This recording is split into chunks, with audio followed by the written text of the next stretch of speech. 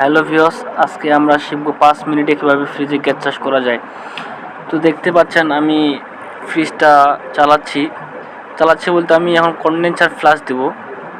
আমাদের ফ্রিজে গ্যাস চাষ করার পর অবশ্যই আমাদের ফ্লাশ দেওয়ার দরকার, এটা অবশ্যই দিতে হবে ফ্লাশ, নাহলে ফ্রিজ চকিং করবে। তো এরপর আমি ফিল্টার এবং ক্যাপিলারি একসাথে সংযুক্ত করতেছি, যেখানে ব্লেজিং রড দিয়ে আমি জ্বালা দিচ্ছি।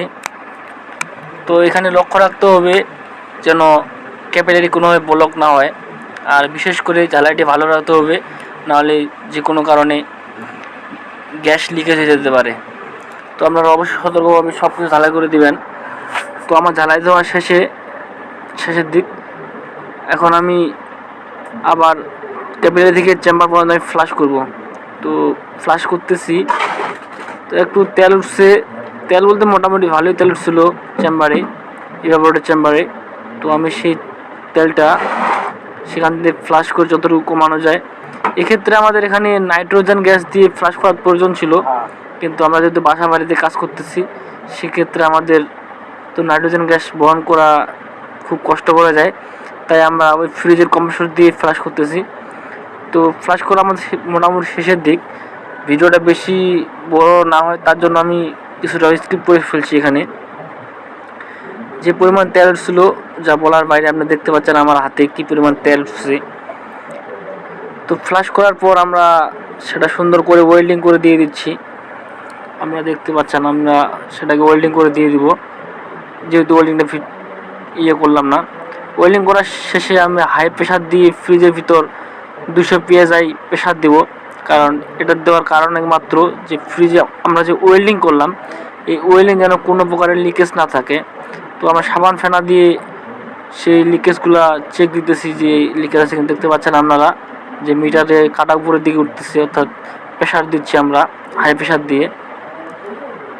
আমরা এক্ষেত্রে শেষ করার পর আমরা এখন কম্প্রেসর লাগাইছি, কম্প্রেসরের সাথে আমরা লো মিটার লাগাইছি। লো মিটার এখন আমরা ভ্যাকুয়াম করতেছি। ভ্যাকুয়ামটা হচ্ছে মেইন, ভ্যাকুয়াম 100% ভ্যাকুয়াম হতে হবে, তাহলে ফ্রিজ চকিং করবে না। এটা আমাদের অবশ্যই মনে রাখতে লাগবে, কারণ ভ্যাকুয়াম না হলে ফ্রিজে গ্যাস চাষ দিয়ে কোনো প্রকার লাভ নেই। তো ভ্যাকুয়াম করার শেষে আমরা এরই মধ্যে আমরা অ্যান্টি ময়েশ্চার খাওয়াইছি 1000, যেটা আমি ভিডিও স্কিপ করে রাখছি ভিডিওটা বড় হওয়ার জন্য। তো এরপর আমরা গ্যাস দিলাম 134 গ্যাস। দেখতে পাচ্ছেন ফ্রিজে গ্যাস দেওয়ার সময় আমরা যেটা লক্ষ্য রাখতে হবে, ভ্যাকুয়ামের কাটা যেন 0 বরাবর থাকে। 0 বরাবর গ্যাস দিয়ে 0 বরাবর তার ফ্রিজ চালাতে লাগবে।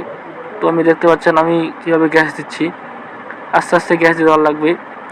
তো প্রথম অবস্থায় আমি লিকুইড মারছি, কিন্তু এখন আমি ভেপার মারব। লিকুইড এবং ভেপার দুটো সংমিশ্রণ করেই কিন্তু ফ্রিজে গ্যাস চাষ করতে হবে, নাহলে ফ্রিজ চকিং হয়ে গেলে আবার সমস্যা। তো আমি আস্তে আস্তে ফ্রিজে গ্যাস দিচ্ছি, আপনারা দেখতে পাচ্ছেন যতটুকু প্রয়োজন। আমি 0 বরাবর নিছি গ্যাস, এখন কাটা 0 বরাবর আছে। তো গ্যাসটা দিতে হবে আপনার আস্তে আস্তে, এবং ফ্রিজের কন্ডিশন দিয়ে গ্যাস দেওয়া লাগবে।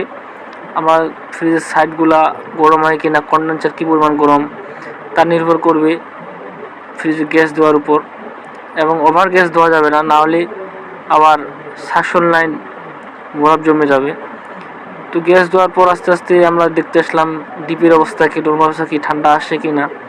তো দেখতেছি ডিপি মোটামুটি ভালো ঠান্ডা আসে, এবং নর্মালও হালকা হালকা ঠান্ডা আসে। সাথে আছে আমাদের দিদার ভাই, সে অনেকক্ষণ ধরে পর্যবেক্ষণ করলো। তো এরপর আবার একটু গ্যাস প্রয়োজন, তো আমি দেখলাম যে গ্যাস অবশ্যই প্রয়োজন আর একটু।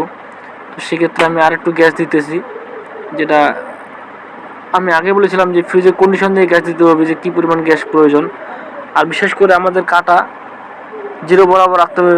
যদি 34 নম্বর গ্যাস, সেহেতু 0 থেকে 10-এর ভিতর রাখতে লাগবে প্রেশার, অর্থাৎ PSI। দেখতে পাচ্ছেন আমি গ্যাস দিচ্ছি হালকা করে, এটা অবশ্যই আমাদের হালকা করে গ্যাস দিতে হবে আস্তে আস্তে। এর ভিতর আমাদের নাস্তা চলে আসলো, নাস্তা খাইলাম, ফ্রিজ আমাদের ওকে। নাস্তা খাওয়ার পর টাকা টুকা নিয়ে টিয়ে সুন্দর করে আবার ফ্রিজে ভালো করে চেক টেক দিয়ে টিয়ে সেখান থেকে বেরিয়ে পড়লাম। তো বন্ধুরা, আশা করি আপনারা অবশ্যই একটু হলেও শিখতে পারছেন। এর নেক্সট টাইম ভিডিওতে পুরোপুরি শেখাবো। ধন্যবাদ সবাইকে।